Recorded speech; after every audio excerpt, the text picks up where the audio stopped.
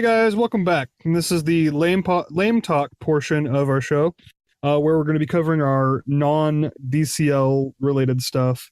Here we'll have a few sections covering just other different things that we're going to be talking about, other games that we play, movies, TV, relevant news. Also, we're going to be doing more Q&A, but Q&A that's not related to DCL. So more about us and just in general news around the world kind of questions.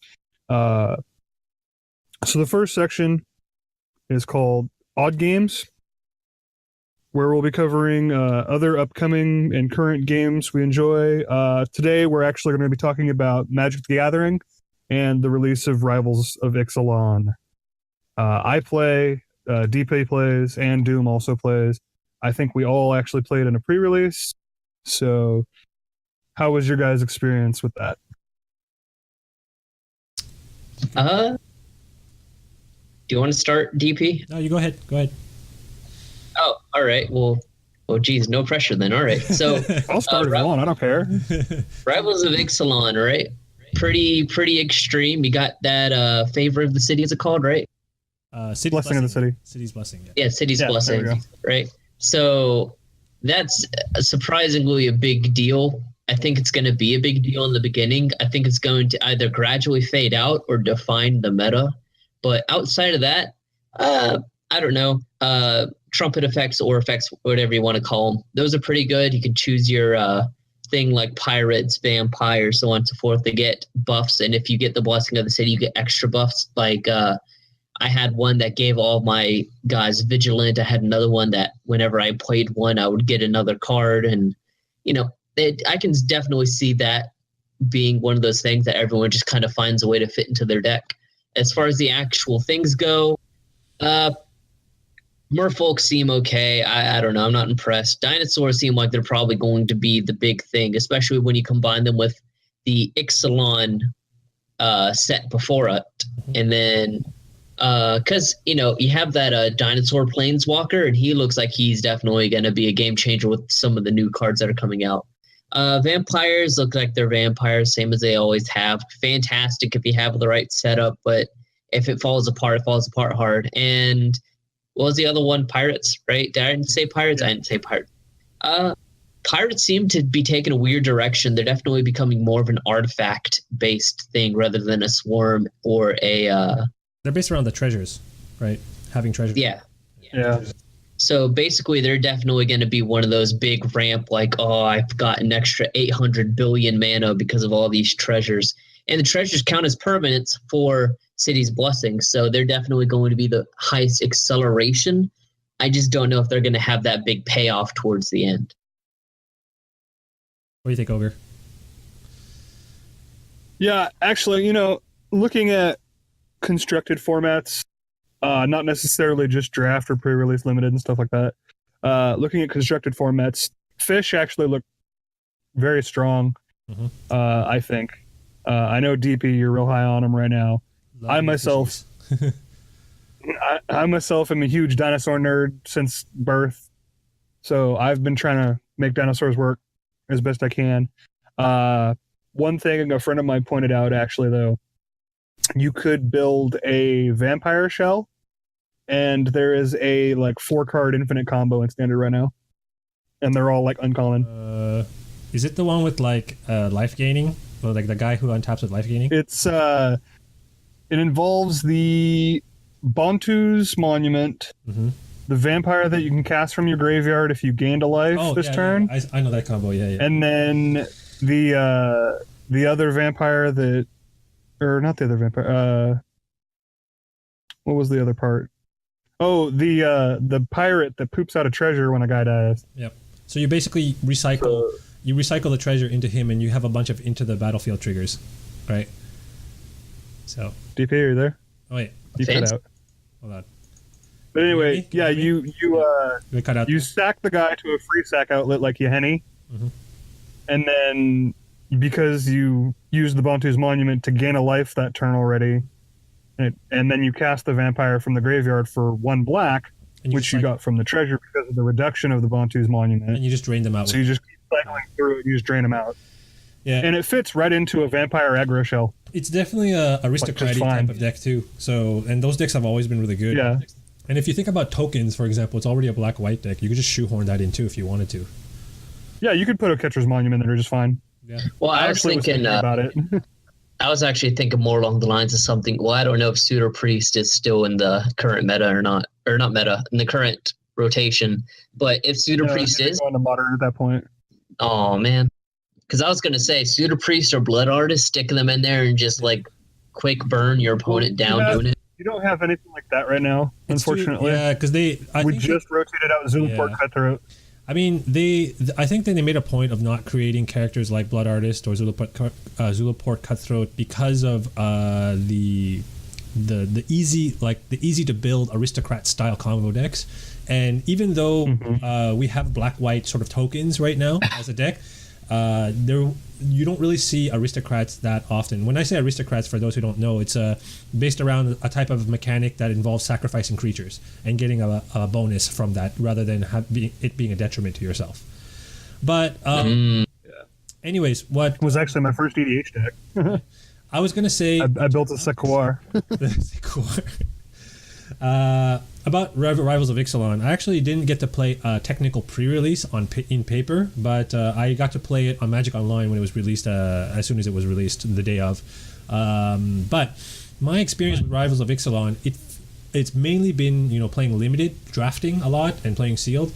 I feel that in sealed, it really hasn't changed too much from what it was in previous Ixalan only format, which was basically dinosaurs everywhere. Because the format is a lot slower than draft, because you just open what you get, and removal's kind of limited often, and you feel like you're just sort of playing a lot of clunky creatures. So if you're already playing a bunch of clunky creatures, then dinosaurs are the best in that sort of realm, right? Looks like Doom's on his way out, so say good night, Doom. Yeah, good night, guys. See ya. Have a good one, Doom. And then what was I saying? In terms of draft, I felt like in a way it has changed the format a lot, but in another way it hasn't changed too much in terms of what's the best archetype. I still feel like Merfolk is the best archetype in draft, just because they have a lot of really good commons and uncommons, really good commons, and vampires have gotten a lot of support. So I feel like vampires definitely up. Yeah, vampires got a lot. Yeah, and pirates have definitely made the thing about pirates that I find interesting is there's two different paths you can take, or pretty much three different paths maybe. You can be either blue-red, blue-black, or red-black pirates, or even 3-color Grixis pirates. But the direction is either you're going to be... And they all play differently. Yeah, they all play differently. Red-black, super aggressive, low to the ground. Red-blue is aggressive flyers, and a lot of tempo spells and burn spells. And the Grixis is sort of like a somewhat board control. They've got a lot of removal, a lot of discard going. So yeah, overall really good flushed out set, I feel. Doom mentioned earlier before he left about the City's Blessing and it being an important mechanic. I think it's definitely important for limited. The only reason why I don't think it's super relevant for constructed formats is because it's only in one set. It's not even in the whole block, it's just in that one set. And I think that's good, personally, because if it was available in Ixalan from the get-go, it could be like the next energy, if you think about it, right? It could be the next sort of mechanic that sort of breaks a constructed format. So I think that the fact that they've put it only in one set was definitely a good idea. So speaking of energy, we have the recent bannings. Ooh. I'm actually very happy that this happened because I get to play standard now. Right? No, yeah. That's kind of how I feel too. I actually played standard for a while, but then stayed away because sort of it was all energy. I had an energy deck actually, but I was just bored. I have all the cards to play like the previous standard format. I just didn't want to play energy because it's boring, right? And it's just tons of mirror matches. I just don't like it when formats are just like that. And if I have a choice, I'll just stay away from it. But now it's wide open. Yeah, there was only like 2 decks in standard during that time. It was Ramanap or What Beat Ramanap. Pretty much, yeah. And it's another reason why they banned some Ramnap red cards at the same time banning the energy cards, because they felt that if they took away energy, then it's going to be everyone's going to be playing Ramnap red, so they preemptively kept You them see- under lock. I understand taking away Ramenup Ruins, Mhm. but why Ferocidon? I'm so confused by that one. Because Ferocidon basically shuts off vampires already, but any sort of life game strategy, any strategy where, like a control-based strategy, Renewed Faith won't see play because of that card, for example. There's a lot of cards that it by itself, just being there on aggressive 3-mana, 3/3 body, is already really good for an aggressive deck, and you're just tacking on this ability. It's just really, really, cheap and efficient for what it's supposed to be doing. So, Well, no, I get that, but like, he didn't seem like he was that oppressive. I feel like Maybe they did it preemptively. My take on his ban, on the ban for Ferocidon, is sort of the same way that they banned what's his name, Reflector Mage. So Okay. they banned Reflector Mage preemptively because they felt that the blue-white decks or the blue-white control style decks or collective company decks would be too good before, like with that card hanging around, right? So they preemptively banned that. So even though, for example, if they cut out most of mono red but left Ferocidon in, Ferocidon would still just make a huge impact on the game. And I think they test this stuff, so I'm sure that they saw that this card was too oppressive for certain things. Like vampires probably just wouldn't exist if that card completely wasn't around. neutered the Oketra deck. Yeah, definitely. So, which is, I get that. I think it's Anointed Procession Oketra was annoying. tinfoil hat on. I think because that they want to push a lot of these new tribes going forward, like vampires and pirates and so on and so forth. If one card single-handedly wipes out a whole tribe, like vampires, that's not really good for the marketing of your new set, right? So you want people to test out these, pushed vampires. Yeah, because a lot of the vampires have to gain life in order to... Right. So for them to actually have value. So there you go.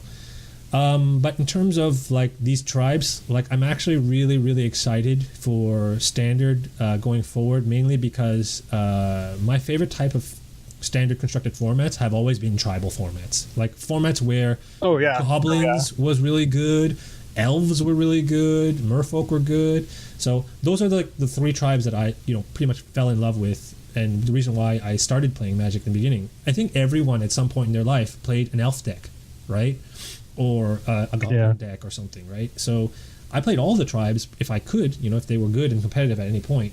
So this is another time for me to sort of get back into things. Oh man, fish is good. I'm gonna play fish. Fish is awesome. So and I was forcing Goblin Tribal during first Zendikar set. That's a weird time to put goblins in there. Yeah, but okay. Yeah, I get that. You had some good goblins back then, man, and it worked. It was fast. Yeah. Turn 4 kills. Everybody was trying to play Titan. Yeah. And I'm just you're dead on turn 4, so good luck. Yeah, cool. People would land their Titan and I'd just be like, you're dead. I just won for 43. And they're just like, what? It was first Zendikar and Scars of Mirrodin. So I was exploding with the Kuldotha Rebirth before that deck ever actually popped up. So you were playing the Kuldotha red deck, sort of with the... I wasn't playing the Kuldotha red deck. Oh, I see. I was playing straight goblins. Tribal goblins before the Kuldotha red deck ever actually popped up. Oh, I see. That deck might have been a turn faster, but it was a lot less consistent. No, yeah, that was my deck was just super consistent. That deck was more of a glass cannon sort of explosive style deck. So yeah, whereas my goblin deck, my version that I had, was just super consistent. Every time, turn 3 or 4, you were dead. I remember that constructed. I won for 9 months straight locally, just wrecking people. The thing about that constructed format that I remember the most was playing in. That was a time when I was on the Pro Tour circuit still, and I was playing in Grand Prix Barcelona. And Grand Prix Barcelona was standard constructed when it was the Cobblade metagame, right? It was basically Jace, Stoneforge Mystic, and I can't remember what the bird's name is. Squadron Hawk. Squadron Hawk. Right? Yeah. So I was in a house with a lot of other pros. And a lot of the people that were testing with us together were playing Cobblade. I decided to go with Boros. I decided to go with Step Lynxes and Goblin Guides and just kill you, get you dead fast, right? And the one thing that I remember was after the 3 round buys, in the 4th round of the the Grand Prix, I got paired against a friend of one of the roommates in the house that we were testing in, and he was from. We were testing with the Czech players, and he was from Slovakia. He was a Slovak player, but they're all like in the same community, right? So they talk to each other. Mm-hmm. They talk to each other on Facebook and Twitter, and it's like, "Oh, what are you playing? What's good right now, right?" And everyone's like, "Oh, Cobblade. Are you playing it with black or not?" And like that's basically the only thing people were talking about, like how to tweak Cobblade. I was on Boros. Right. He knew that I was in that house, so he was on Cobblade. So he won the die roll, looked at his opening hand, mulliganed, kept his 6, right? And the reason why he mulliganed is because he saw a bunch of Day of Judgments in there, and he thought it wouldn't be good. He mulliganed away, and then he said, "All right, Island go. My turn." I went, "Mountain Goblin Guide go." Attack for 2. He's like, "Crap." He's like looking at his hand, has like no removal in it. It's like a bunch of spells. He's like, "What am I gonna do?" It's just like and that was the thing. Like, I'd run my Goblin deck against the people that were playing Cobblade locally, and they would just crumble to it just because they couldn't do anything. Like, they'd play their Stoneforge, I'd bolt it and swing in for 10. Yeah. So that was a good time. But I was on like the Bushwhacker Kuldotha Rebirth on turn 3. Yeah. Just. That was one of those examples, though, of that situation where, like, even though you think you have, like, the insider info, it backfires on you completely. It's like, oh, everyone else is playing Cobblade. Never assume. Exactly. Never assume. Yeah. And that's something I've learned, playing, is you never assume. You may have heard something from somebody, never assume anything. Exactly. Okay, on another MTG-related topic, they've actually started previewing the MTG Arena economy system. So for those of you who don't know, MTG Arena is Wizards of the Coast version, I wouldn't say version, but their take on Hearthstone, I guess. Their equivalent to sort of compete against Hearthstone in that realm. And they've released their take on the economy system that they're going to use for that. Now, the big takeaway from that is that it seems that it's mostly going to be free-to-play friendly, meaning they've actually explicitly said that the only things that you would actually have to pay outright for, like with real-life money, are cosmetic things. So I'm guessing something like, deck backs or graphical changes, but things that wouldn't really hinder or change the way you play the game. They said that everything in the game in terms of cards can be accessed if you play long enough. So, it's a really good thing for people who just want to test and try out Magic for the first time. Definitely, I think it's a good move for them. What do you think about MTG Arena? Yeah, I'm looking forward to it myself. I have a friend who's actually in the beta. I've been talking about it a little bit, so cool. I'm getting excited for it. I'm hoping it does. Does your friend know if it's only like on PC, or will it be cross-platform like Hearthstone, like on tablets and smartphones and stuff? I didn't actually ask him that. I probably should. Like, that's the main thing that I think that will keep a lot of... I'm hopeful that it's cross-platform. Yeah, because that's the only reason why people play Hearthstone. Well, not the only reason, but one of the big reasons is because they can play it anywhere. Right, you can be at home on your computer, and you can be on the couch on your iPad, on your play it iPad, on your phone. Right, and you can be on the go, right, on your phone. So that's awesome.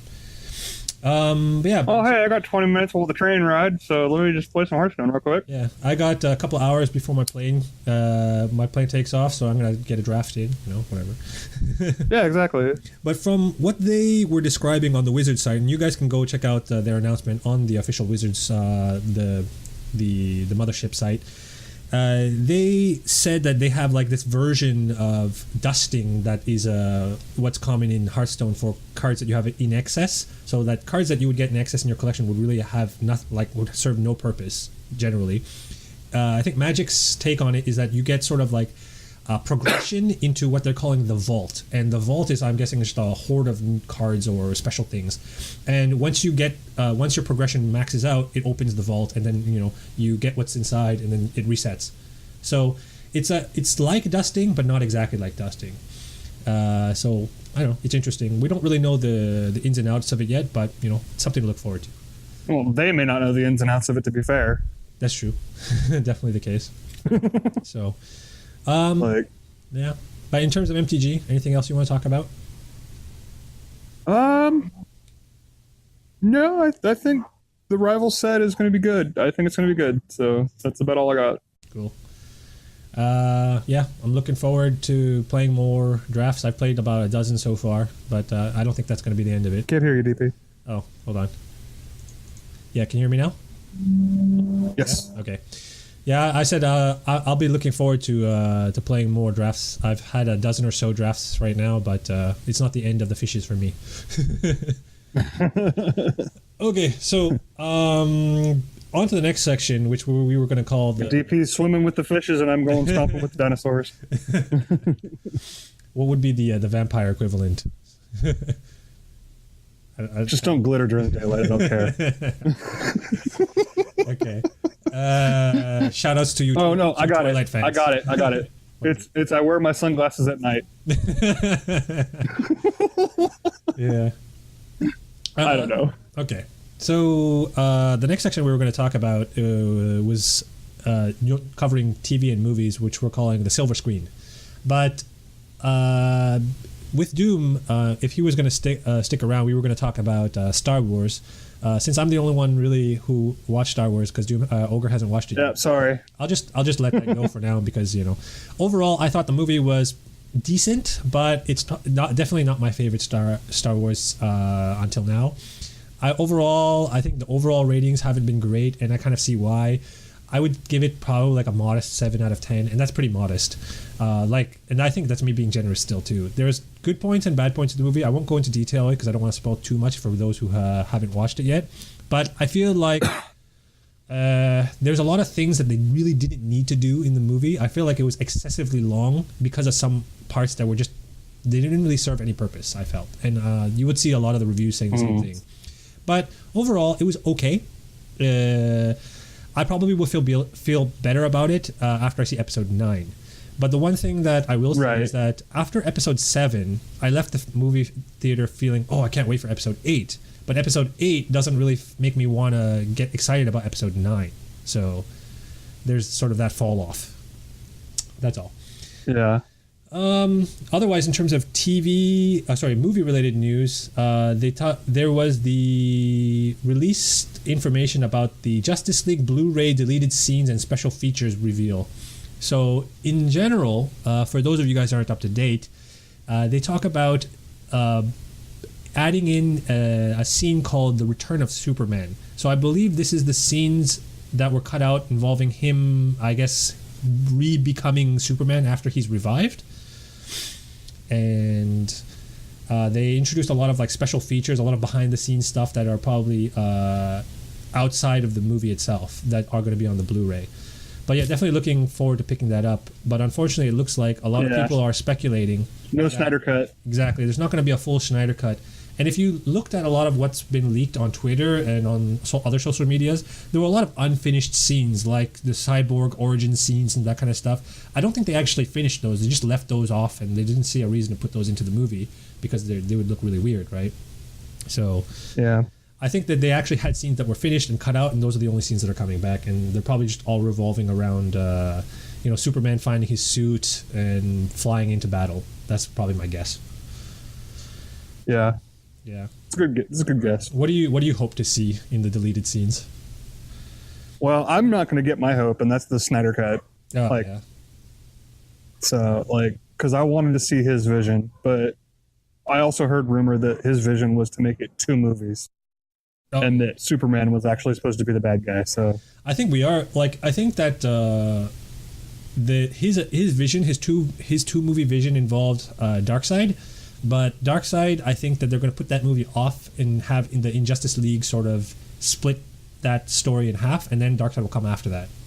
You know what I mean? So yeah, it's hard to say. I think that could have been the reason why his direction sort of didn't go the way. Warner Brothers didn't go with his direction, right? So we're going to make multiple Justice League movies, but we're going to parse them out and really stagger them so that we can get the most out of this. I think. Yeah. The one thing, right, and it's kind of going the reverse way that the Avengers went in that case, because Avengers has kind of always been leading towards Thanos, right, and this is sort of dipping away and then coming back. Yeah, so it's a little different. Yeah, I mean, there's some argument about the Justice League probably being important for the Darkseid coming. Can't hear you, DP. Hold on. Can you hear me now? Yeah. Yes. Okay. So there's probably something to be said about the Injustice League being important for the coming of Darkseid. So maybe they're the ones who sort of help the Darkseid come and set up to take over the world, right? So I don't know. Could be relevant. Or Darkseid just be like, oh, screw you guys. You guys are just nothing. You're a bunch of insects. We'll just crush you. Yeah. Yeah. And that could be another thing, is that Darkseid shows up, the Injustice League is trying to mess with everybody. Yeah. And then it turns out that the Injustice League and the Justice League have to team up against him. Yeah. You know, I don't know. There's a lot of ways they can go with it. True. Definitely. So... Okay, but in terms of other media-related news, other than movies, in terms of TV, the CW shows have all started up. So Supergirl, Flash, Arrow, the Legends of Tomorrow, I believe, starts up in February. So we'll have to wait a little bit longer for that one. But we got a new series with Black Lightning in its first episode this week. So I think I'm the only one who's actually watched it amongst us so far. But my personal feel for this show is that it has a very sort of African American projects type of feel, like, you know, someone growing up in the Bronx, sort of the bad side of the tracks, the wrong side of the tracks sort of storyline, and it's sort of like a superhero, Black Lightning, fighting a gang war. That's sort of what I'm getting at it. The only thing that I thought was weird was the placement of their city. So they put the story takes place in a city called Freeland, and I believe, now I had to look this up, Black Lightning was actually grew up in Metropolis. So I think that they didn't want to tie, like, they could have easily tied that into Supergirl, right? They could have easily tied that into the Superman arc, right? But they wanted, I think WB specifically said that they didn't want to cross over with the other shows, even though it was, sorry, not WB, CW. CW said that they didn't want to cross over with the other shows, and they wanted it to be its own, like, standalone thing. So I think that the potential was there. But I think that originally it was stated that it's a different reality. Oh, I see. So it's just like another time and another world, maybe, altogether. Yeah, it's like another universe, like Universe 47 or something. Oh, okay. That makes sense then. So at least that's what I was under the impression of initially. But if that's the case, then we get into the whole, like, what about Flash? So, well, it leaves it open for them to do it if they want to, but I think that them choosing not to is just, they don't have to. Okay. Whereas the other shows, I'm sure it's a pain in the butt to try and coordinate everything, you know, for that many cast members at this point. But yeah, like, the show as it is, like, so I don't know. I think the first episode was quite well reviewed, well received by most reviewers online, as far as I can tell. It feels like, you know, the character, he's pretty true to the canon so far. He's a high school principal. He was Black Lightning at some point in his life. He put up the whole superhero thing for a while, but then he decided to have a normal life. But now he had to get back into it because some stuff goes down, right? And the idea here is that he's sort of coming back to being a superhero is sort of the process I think he's going through now, right? So I think we're seeing we're not seeing like the origin story of Black Lightning. It's more of like Black Lightning happened. It's sort of like, you know, we have Batman, Robin died, and then here's Batman again. You know? Right. So, and that's interesting because a lot of people don't know. So this is kind of the Dark Knight Returns. Yeah, exactly. This is the third part of the. Like, he's been retired for years, and now he has to come back all of a sudden because of something. And I think that probably the reason why they did this is they can take this a different way too. They can actually do some sort of prequel episodes where they show sort of like what happened back in the day, and it's really cool. He stopped being bad. Right. Like, those who are fans of Black Lightning are probably going to crucify me for not knowing exactly what's going on in his canon, but he's got like sort of this Alfred type of character too. Instead of having a bat cave, he's got a tailor shop. But right. And the guy has a lot of weapons and stuff that he's working on. I guess the guy is not really just like Alfred. He's like Alfred and like Lucius Fox put together. But yeah, you know what I mean. He's got all his gear, his kit, and him suited up to do what he needs to do. So it's really cool. I like it. And he's sort of like really rough. He's a mix. He comes off a bit Batman and a bit Arrow. He's got that vigilante vibe, and he's sort of rough, and he just messes people up. He's not afraid to just, get his hands dirty. So Gotcha. So I like it. I'm pretty hopeful for that. So I guess you're waiting for it to come on. Well, I'm looking forward to it coming to Netflix eventually. Yeah. It'll be there soon. So like a week or two, right? So yeah. I'm not sure. Okay, but I think they usually wait for the whole series to finish the season. Yeah. So I'm not sure. So maybe I can find it on somewhere to watch it. The other shows they sort of kicked off pretty much in full swing, and they're in a decent path. A lot of like weird story arcs, but could be promising. I don't really know what else to say about that. Have you been following any of the new episodes for the other series? No, I'm still trying to catch up on everything. Oh, that's good. That's cool. But yeah, anything else that cropped up in terms of silver screen TV movies you want to talk about? Not recently. Okay. I don't get out much. That's cool. All right, well, let's move on to breaking news then. So in terms of news, the only thing that I really want to talk about in terms of what's going on in content creation media is pretty much related to YouTube. And a lot of people over the New Year's probably saw this on their social media feeds, and even like actual news shows, like news television shows, programs in general. It's all about everyone's talking about the Logan Paul debacle that's going on YouTube. So for those of you who don't know, Logan Paul is a YouTuber who's pretty much one of, I guess, the top 5 or top 10 biggest head honchos, I guess, characters for YouTube. And his whole character is based on being this crazy, in-your-face, in the name of Mavericks type of guy. And he's just loud and obnoxious and does wacky stuff. He recently went to Japan over the holidays, and he went to a place that is actually quite infamous in Japan, called the Suicide Forest, nicknamed the Suicide Forest, which surrounds Mount Fuji. And over there, within the first couple of hours, he came across a dead body hanging on the forest. And you could have pretty much expected that from a place called Suicide Forest. And just to give you some context about this place, this is a place that people believe is, either mystical or haunted or enchanted or something, where there, for some reason, even if you didn't plan to actually kill yourself, if you walked into that forest, you weren't walking back out. That was pretty much the end of it. And there were a lot of signs around that area saying, in Japanese, and I think even in other languages now, saying to, before you enter this area, think very long and hard about what you're about to do. And if you need to, make sure that you call someone at least, or talk to someone before you do so. So it's a huge problem in the country. And people, it's very, very, very well known. And this guy decides to go and make a video. Walk in there and, hey, look, there's a guy hanging on a tree. Let's make a video about it.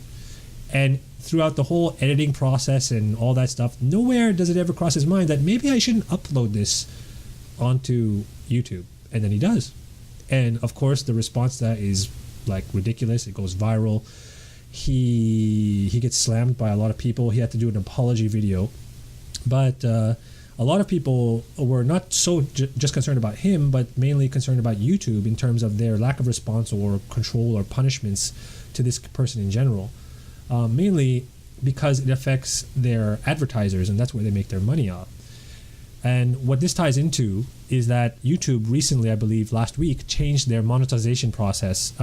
Previously, to get to the monetization threshold requirement, all you needed to do was for a channel to have 10,000 views in total. So it could be across several videos, it could be on one video, but it wasn't that hard to get to the monetization level to start actually making, those YouTube dollars. And that's what everyone, including us, the oddsmen, want to get to at some point, because that's, we're not, I'm not saying we're in it to make money, but we're not here to just dish out content for free either. We love doing what we want to do, but the goal is at the end of the day to, have this help us supplement our income too. And now YouTube is saying that they changed the threshold to 1,000 subscribers and 4,000 hours of watch time over the course of 12 months. So this is a gigantic jump from what they had before. So the reason why people were saying that this has come about is because you have these YouTubers like Logan Paul, or trying to imitate Logan Paul, doing a bunch of like crazy short videos, trying to be wacky, trying to be nutty, and they quickly exceeded that 10,000 view threshold and got to the monetization process really quickly. And I'm guessing their advertisers were not happy that their content were being advertised on, or being associated with these people. So YouTube had to step in and sort of put a leash on that. So I don't know. What do you think about that, Ogre? Yeah, it's really interesting to see how people react, because yes, the guy shouldn't have done it. Should people have watched the video? No. Should YouTube have done something faster? Yes. It's just the whole thing, everything that could go wrong did. And I think there needs to be a lot of really hard discussions at this point about what needs to happen in the future going forward. And I think this is actually just the first step by YouTube, is just raising that monetization level. It's just their first step. I think there's going to be additional things coming out of this. It's not done yet. Okay. Cool. So, yeah, like I think there's not much that we really can do about it. Like we kind of have to just suck it up and take it. It does hurt small channels like ourselves, but it's not something that's impossible, because I've been following other podcasters, other YouTube content creators, and a lot of people were talking about this too, and they're saying that while this is definitely a huge hurdle to overcome, you will get there. You will get there eventually. As long as you're making content, you're putting it out there, you'll get there. As you're making yourself known, getting your community. Like the important thing now is not so much just making content, but it's also making sure that the community who's backing you is really backing you. That means sharing your content with people they think might also appreciate that in their small circle of friends. If one person tells another person, our 100 subscribers becomes 200 subscribers. That's it. Plain and simple. It's quite easy. So the idea here is just to get the word out. That's what's important now. Before, it was just make some crazy video, make it hopefully it goes viral, and then boom, there you are. But now it's not so much that. Yeah. But yeah. But just a shout out again to plug ourselves. If you guys follow us on YouTube, if you haven't already, subscribe to us, give us a like on our videos, leave a comment. All of that stuff helps us get recognized. So yeah. We're definitely thankful for all you guys that helped us cross that 100 subscriber threshold already. So that was the first step. Yeah, and I try to reply to comments that you make. If you have questions or whatever, I do try to reply. So please just leave a comment, leave a like, tell your friends. It helps us a lot. I definitely try, but I'm on the try end of it, not actually doing end of it. So if you post a comment on my videos, I'll definitely get around to it. It still might be me responding. It could also be Ogre responding too, but I'll respond every now and then. I'm quite busy. And I try to identify myself when it's me responding. Yeah. Sometimes I do, sometimes I don't. I'm not saying that I'm lazy. I'm just super busy these days. But yeah. No, I know that feeling. I'll get around to it. I'll definitely answer your questions. It just won't be super prompt. But let's wrap up the news section there, and let's finish things off with some questions. What we're calling odd questions. Here, just like the questions from the DCL section, the Game Talk section, we'll answer questions unrelated to DCL, and pretty much you guys can ask us anything you want. So any of you guys listening right now, feel free to just type out your questions in Discord, and we'll answer them. But let's just get things started. I'll ask a question to you, Ogre, and okay. I'll answer it myself too. If you could take one trip in a time machine, meaning the time machine would break down afterwards, you could only take one trip, where would you go? So you'd be stuck. You see, that's the thing right there, is because I was thinking about this earlier. I'm like, a single trip, it's not even a round trip. It's just a single one-way ticket. Yep. one-way ticket, and the answer is I probably wouldn't. Okay, but if I'm asking you if you have to. Let's say you have to save. If I was forced into a time machine and the only way to get out of it was to go back in time, you don't have to go back in time. You could go into the future or wherever. Mm-hmm. Right, it is to use the time machine. The only way out of it is to use the time machine. Let's say the world, and then it breaks apart. And yeah. Oh man, which time period would you want to go into? I think I would probably jump into the future. Okay, let's say how far into what future are you envisioning? Far. Apocalyptic future, living on a different planet. No. Future? Like Futurama future. Ah, I see. So 1,000 years. So, yeah, probably. So the year 3000. If I'm going to be forced to go, I'm going to just disappear. Okay. So now, what are your expectations? I don't want to leave behind. I don't want to jump like 5 years into the future and then my daughters are half grown up, knowing no idea who I am. So, it's just if I'm going to go, just send me. I don't want to do. I've done that with the military already. Technically, if you want to get real about it. So. Where do you what are your expectations? Let's say you jump 1,000 years into the future, like in what do you mean? Futurama. So let's say you jumped 1,000 years into the future, knowing that you're going 1,000 years into the future, unlike Fry. But right. What would your expectations be? I wouldn't have any expectations per se, but my only hope would be that we haven't killed ourselves yet, and that I'm not the only person left on the planet. Okay. That's really all it is. That's fair. Now, in my case, to answer my own question, if I were to take one trip in a time machine, I'd go into the past. And I would probably go into the past to a certain part of the world. I would probably go, I wouldn't say feudal Japan, but Japan before it was Japan. Now, not many people know this, but Japan became a country in the early 1600s. So I would probably go into Japan during the 14th or 15th century. The reason why is that period is the most artistic, creative, and peaceful era of Japan before it was actually a country.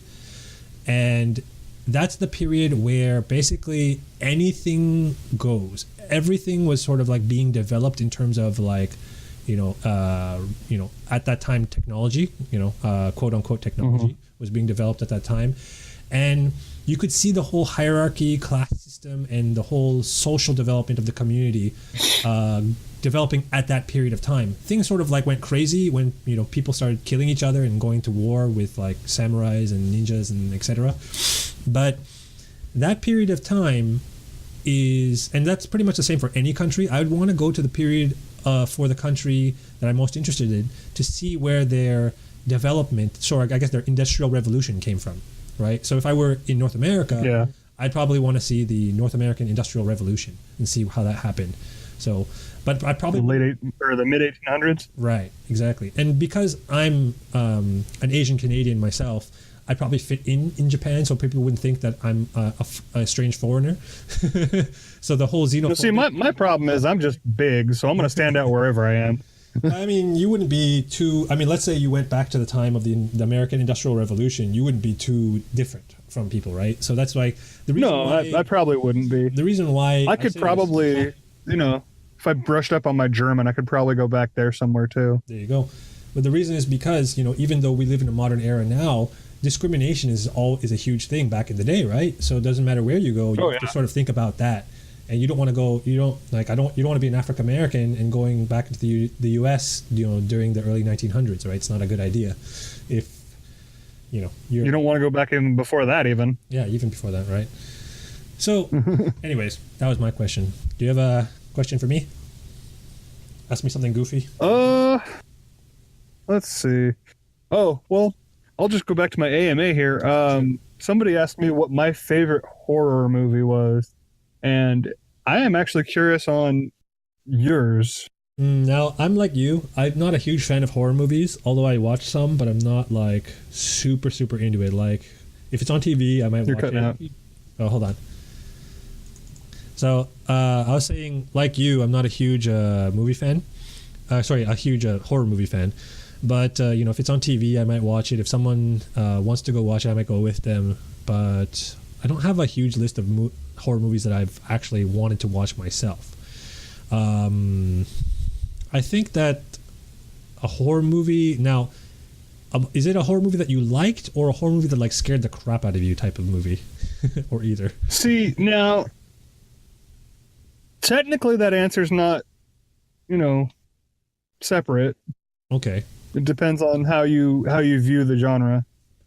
Now, horror. What do we define as horror? Like something that's scary, something that's anything that would have a horror thriller or something of that nature as its classification. So if I were to go with that general classification, then I guess a lot of the classics like The Shining, Children of the Lamb, any of the Hannibal Lecter series. Silence of the Lambs? Silence of the Lambs. The Hannibal Lecter series, and I guess if I were to take something a little bit interesting, and I'm a big fan of Japanese horror, mainly because of the take they have on what the concept of horror is. Now, a lot of North American horror is sort of like gory stuff, people dying, getting killed by some monster. Yeah, it's violent horror. Japanese horror is psychological. It's stuff that messes with your head, and it's stuff that could possibly be real, right? That's what's weird. That will give you nightmares, right? So I remember the first time I watched the first Ring, but the Japanese version of Ring, and Ju-on, which is The Grudge in English. Those movies are terrifying. So if you wanted sort of like this retro kick at the same time, go watch the original Ring, like the Japanese Ring. It's pretty old. I think it was like in the early 90s. So the American version of The Ring and Ring 2 are also quite good, but I would say like just stick with the originals. The originals are really, really good. So those are the type of things that will get you thinking, and it'll give you nightmares. Or you don't want to freak yourself out. Yeah, exactly.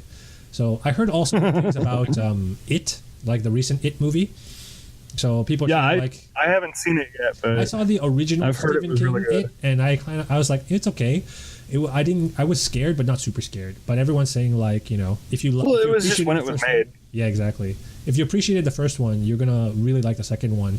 And if you're a young person, like if you never had the opportunity to watch the first one and you watch the second one, you might just be really freaked out. Just from what I was told. So, well, what was your answer to the question then?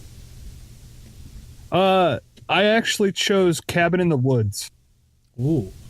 I don't know if you've seen that one. I know of that, but I don't know what it's about. I've seen so come up. The concept of it is really interesting. It's really unique.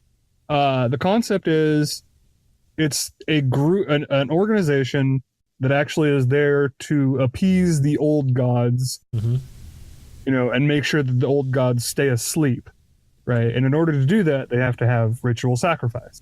Okay. They have to follow certain rules. And they have to use these supernatural beings to kill the innocents, as it was. But they have to have certain, typing and, different things, sort of follow along of every horror movie. Like you have to have the fool, you have to have the jock, you have to have the whore, the token black guy. You have to have the virgin. You have not necessarily that, but like you have to follow the typing. I see. And so they get this group of people together. They are going to this cabin in the woods, right? For the weekend. Nice vacation getaway. And like as soon as they get there, you start seeing things that are like really odd and like technologically advanced kind of stuff just going on. And it's really cool because it's like a behind the scenes of people controlling a horror movie. Yeah. So I do highly recommend it. Go see it if you haven't got a chance to. Cool. It's a very different take. I'll probably look it up. Then I've seen it come up. Like I don't know why. It's a bit old. Is it a bit old? What? The Cabin in the Woods. What was your question? Is Cabin in the Woods a bit old? Like in terms of No, it was early 2000s or mid 2000s. I think that's why. So maybe 10 years old now. Back in the day, I remember working in a Blockbuster, and I probably saw that one coming up a lot. That's why. So that's why I Okay. of that movie. Okay. Yeah, so maybe like 10 years old now, but Yeah, like definitely. it was really, really good. Definitely something to check out. So Yeah. Okie doke. and then I also put like I love the Jurassic Park series. Is that horror? Really? Technically, they're considered thriller. Sure. I wouldn't call them. So, I don't think bringing dinosaurs back to life is technically something horrifying. No, but like if you go back and watch the original Jurassic Park, the scenes with the raptors are pretty terrifying. Yeah, they're pretty scary. The raptors like running through like the building and just breaking down doors and hunting people. Yeah, like it's terrifying. Yeah. If you think about it, like Jurassic World wasn't so bad, but like the original Jurassic Park, those raptors were scary. Yeah. The only thing I remember a lot from the Jurassic Park 1 was the T-Rex eating the outhouse with the guy still inside. Right. That's the one. No, yeah, that's one of the more famous scenes. Yeah. I just like but I put those on there, and then I also loved all the Saw movies. Oh yeah, no Saw. But not for the gore, more for the actual storyline of Jigsaw. Speaking of which, there's a Jigsaw movie out now. I know, and that was actually the follow-up question was if I had seen it yet, and if I had, if I would recommend it. And I haven't seen it yet.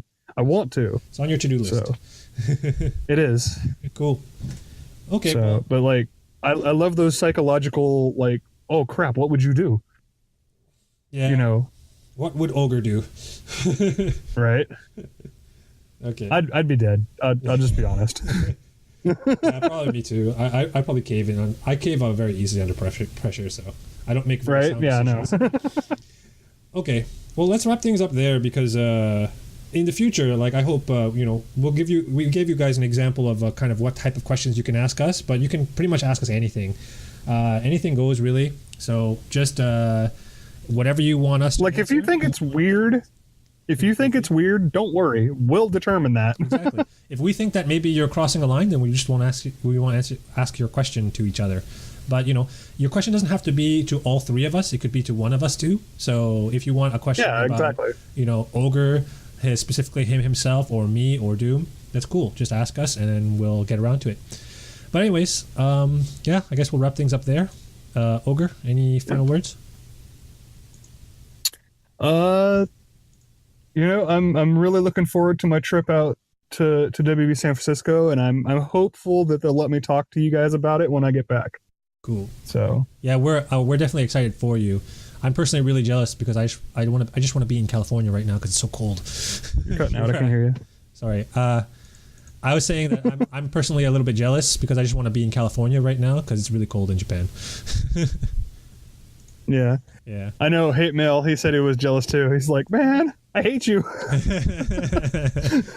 It's all cool. He's like, if I had that opportunity, I'd totally jump on it. And I'm like, yeah, I know. I need to make this happen. Yeah. But yeah, well, good luck to you. We're all behind you. We're all supporting you. So yeah, hopefully that works out well. Yeah. Well, I've already got my itinerary kind of, so I kind of know what's going to happen. Yep. And it looks really exciting. Yeah. So I'm hoping, that everything pans out nice and even so that I can do this. And hopefully, if all things works out with Warner Brothers and you're allowed to do certain things, maybe we'll have certain content for our YouTube channel. But no promises. Yes. Yes. I would like to try to piece together a video diary of that day potentially. Yeah. Cool. So on that note, we'll wrap things up there. And I guess, like I said in the last part of Game Talk, if you guys haven't already, follow us on social media at Twitter, Facebook, SoundCloud, and YouTube at The Oddsman. And for YouTube, it's youtube.com/c/The Oddsman. And if you like the content that we're putting out here, whether on YouTube or the podcast that we put out every month, consider becoming a patron at patreon.com/theoddsman. And again, as Doom said in the last section, if you have any ideas in terms of merchandise that you might be interested in acquiring, if you want to help support the Oddsman, like t-shirts, caps, or whatever, put a comment somewhere, either on SoundCloud or on Reddit or on wherever. We'll get around to it, and then we'll note it down, and we'll take it into consideration. So hopefully you'll have some cool swag from us in the future. So Yeah. that's all. And thanks for listening, and have a good day. Have a good one, guys. Hey guys, this is Seth Rogen. I wanted to give a huge shout out and thanks to everyone for listening. Catch us when we go live on Discord, and follow us on Facebook, Twitter, and SoundCloud at The Oddsman. Feel free to check us out on Patreon, patreon.com/theoddsman, for a variety of opportunities to help us grow and provide better content. Thanks again for your continued support, and as always, enjoy and grind on.